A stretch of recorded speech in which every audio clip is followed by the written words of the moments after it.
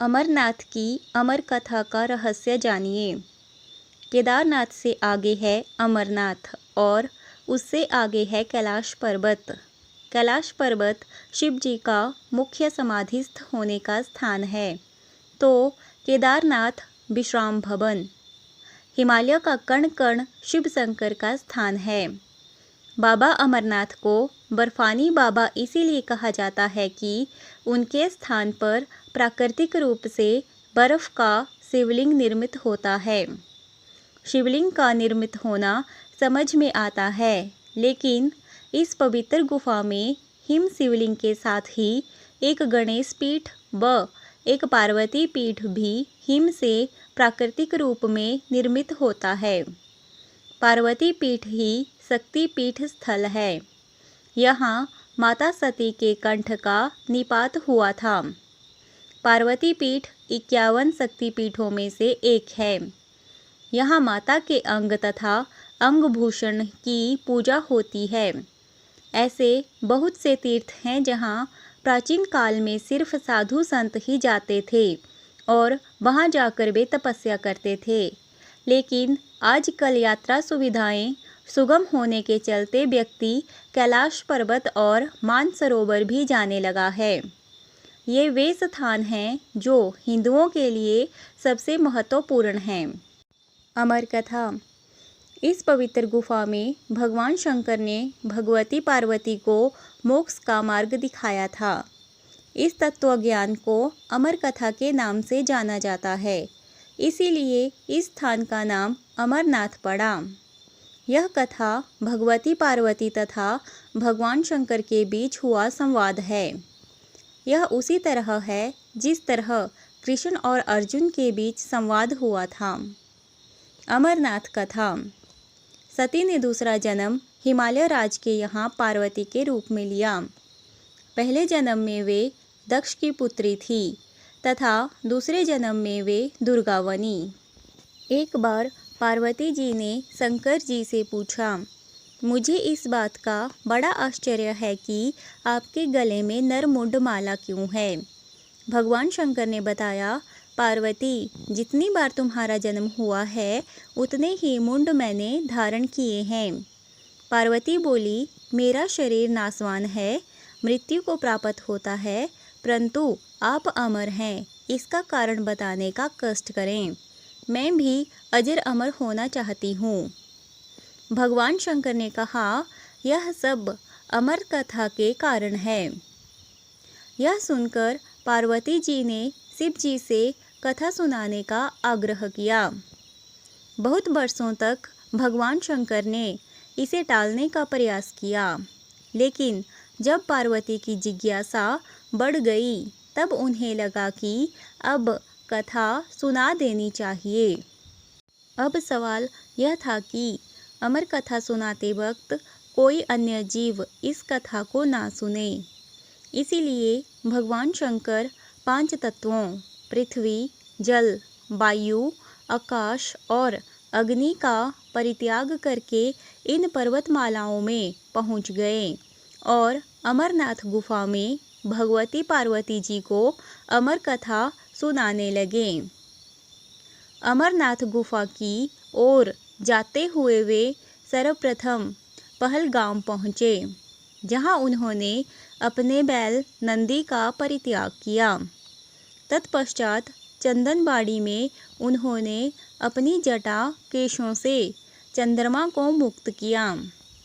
शेषनाग नामक झील पर पहुंचकर उन्होंने अपने गले से सर्प को भी उतार दिया। प्रिय पुत्र श्री गणेश जी को भी उन्होंने महागुनस पर्वत पर छोड़ देने का निश्चय किया। फिर पंचतरणी पहुंचकर शिव जी ने 5 तत्वों का परित्याग किया। सब कुछ छोड़कर अंत में भगवान शिव ने इस अमरनाथ गुफा में प्रवेश किया और पार्वती जी को अमर कथा सुनाने लगे। जब भगवान शंकर इस अमृत ज्ञान को भगवती पार्वती को सुना रहे थे तो वहाँ एक शूक, हरा कटफोड़ा या हरी कंठी वाला तोता का बच्चा भी यह ज्ञान सुन रहा था। पार्वती कथा सुनने के बीच बीच में हुंकारा भरती थी। पार्वती जी को कथा सुनते सुनते नींद आ गई और उनकी जगह पर वहाँ बैठे एक शूक ने हुंकारी भरना प्रारंभ कर दिया। जब भगवान शिव को यह बात ज्ञात हुई तब वे शूक को मारने के लिए दौड़े और उसके पीछे अपना त्रिशूल छोड़ा। शूक जान बचाने के लिए तीनों लोकों में भागता रहा। भागते भागते वह व्यास जी के आश्रम में आया और सूक्ष्म रूप बनाकर उनकी पत्नी वटिका के मुख में घुस गया। वह उनके गर्भ में रह गया। ऐसा कहा जाता है कि ये 12 वर्ष तक गर्भ के बाहर ही नहीं निकले। जब भगवान श्री कृष्ण ने स्वयं आकर इन्हें आश्वासन दिया कि बाहर निकलने पर तुम्हारे ऊपर माया का प्रभाव नहीं पड़ेगा, तभी ये गर्भ से बाहर निकले और व्यास जी के पुत्र कहलाए। गर्भ में भी इन्हें वेद, उपनिषद, दर्शन और पुराण आदि का सम्यक ज्ञान हो गया था। जन्मते ही श्री कृष्ण और अपने माता पिता को प्रणाम करके इन्होंने तपस्या के लिए जंगल की राह ली। यही जगत में शुकदेव मुनि के नाम से प्रसिद्ध हुए। पवित्र युगल कबूतर। श्री अमरनाथ की यात्रा के साथ ही कबूतरों की कथा भी जुड़ी हुई है। इस कथा के अनुसार एक समय महादेव संध्या के समय नृत्य कर रहे थे कि भगवान शिव के गण आपस में ईर्ष्या के कारण कुरु कुरु शब्द करने लगे। महादेव ने उनको श्राप दे दिया कि तुम दीर्घ काल तक यह शब्द कुरु कुरु करते रहो। तद उपरांत बेरुद्र रूपी गण उसी समय कबूतर हो गए और वहीं उनका स्थायी निवास हो गया। माना जाता है कि यात्रा के दौरान पावन अमरनाथ गुफा में इन्हीं दोनों कबूतरों के भी दर्शन होते हैं। यह आश्चर्य ही है कि जहाँ ऑक्सीजन की मात्रा नहीं के बराबर है और जहाँ दूर दूर तक खाने पीने का कोई साधन नहीं है, वहाँ ये कबूतर किस तरह रहते होंगे। यहाँ कबूतरों के दर्शन करना शिव और पार्वती के दर्शन करना माना जाता है। पार्वती जी भगवान सदाशिव से कहती है, प्रभु मैं अमरेश महादेव की कथा सुनना चाहती हूँ। मैं यह भी जानना चाहती हूँ कि महादेव गुफा में स्थित होकर अमरेश क्यों और कैसे कहलाए। सदाशिव भोलेनाथ बोले, देवी आदिकाल में ब्रह्मा प्रकृति, स्थावर, जंगल, मनुष्य, संसार की उत्पत्ति हुई।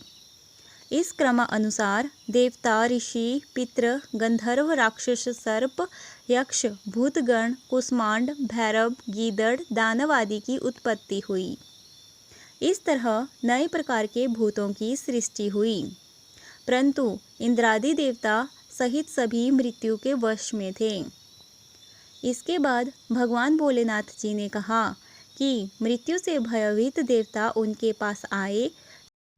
सभी देवताओं ने उनकी स्तुति की और कहा कि हमें मृत्यु बाधा करती है। आप कोई ऐसा उपाय बतलाएं जिससे मृत्यु हमें बाधा ना करे। मैं आप लोगों की मृत्यु के भय से रक्षा करूँगा। कहते हुए सदाशिव ने अपने सिर पर से चंद्रमा की कला को उतारकर निचोड़ा और देवगणों से बोले, यह आप लोगों के मृत्यु रोग की औषधि है। उस चंद्रकला के निचोड़ने से पवित्र अमृत की धारा बह निकली और वही धारा बाद में अमरावती नदी के नाम से विख्यात हुई। चंद्रकला को निचोड़ते समय भगवान सदाशिव के शरीर पर जो अमृत बिंदु गिरे वे सूख गए और पृथ्वी पर गिर पड़े। पावन गुफा में जो भस्म है वे इसी अमृत बिंदु के कण हैं जो पृथ्वी पर गिरे थे। सदाशिव भगवान देवताओं पर प्रेम न्योछावर करते समय स्वयं द्रवीभूत हो गए। देवगण सदाशिव को जल स्वरूप देखकर उनकी स्तुति में लीन हो गए और बारंबार नमस्कार करने लगे। भोलेनाथ ने देवताओं से कहा, हे देवताओं, तुमने मेरा बर्फ का लिंग शरीर इस गुफा में देखा है। इस कारण मेरी कृपा से आप लोगों को मृत्यु का भय नहीं रहेगा। अब तुम यहीं पर अमर होकर शिव रूप को प्राप्त हो जाओ। आज से मेरा यह अनादि लिंग शरीर तीनों लोकों में अमरेश के नाम से विख्यात होगा। देवताओं को ऐसा वर देकर सदाशिव उस दिन से लीन होकर गुफा में रहने लगे। भगवान सदाशिव ने अमृत रूप सोमकला को धारण कर देवताओं की मृत्यु का नाश किया। तभी से उनका नाम अमरेश्वर प्रसिद्ध हुआ। जय अमरनाथ धाम। हर हर महादेव।